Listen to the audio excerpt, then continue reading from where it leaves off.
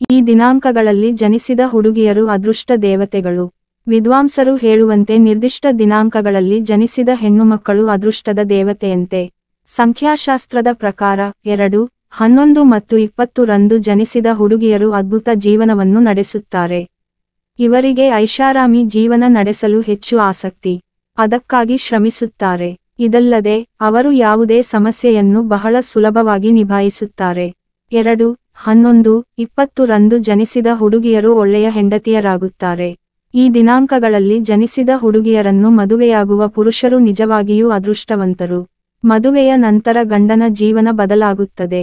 ಈ ದಿನಾಂಕಗಳಲ್ಲಿ ಜನಿಸಿದವರು ಯಾವ ಮನೆಗೆ ಸೊಸೆಯಾಗಿ ಹೋಗುತ್ತಾರೋ ಆ ಮನೆಗೆ ಲಕ್ಷ್ಮೀ ದೇವಿಯ ಆಶೀರ್ವಾದ ಇರುತ್ತದೆ ಎಂದು ಪಂಡಿತರು ಹೇಳುತ್ತಾರೆ. ಈ ದಿನಾಂಕಗಳಲ್ಲಿ ಹುಟ್ಟಿದವರು ಯಾರ ನೋವನ್ನೂ ನೋಡಲಾರರು. ಅವರು ಶ್ರೀಮಂತರಾಗಿದ್ದರೆ ಅವರು ಇತರರಿಗೆ ಸಹಾಯ ಮಾಡಲು ಮುಂದೆ ಬರುತ್ತಾರೆ. ಇದಲ್ಲದೆ ಈ ದಿನಾಂಕಗಳಲ್ಲಿ ಜನಿಸಿದ ಹುಡುಗಿಯರು ಬಹಳ ಆಕರ್ಷಕವಾಗಿರುತ್ತಾರೆ. ಒಳ್ಳೆಯ ವ್ಯಕ್ತಿತ್ವವೂ ಇದೆ ಎನ್ನುತ್ತಾರೆ ವಿದ್ವಾಂಸರು. ಐಷಾರಾಮಿ ಬದುಕಲು ಇಷ್ಟಪಡುತ್ತಾರೆ. ಅಲ್ಲದೆ ಅವರು ಭಾವನಾತ್ಮಕ ವ್ಯಕ್ತಿಗಳು.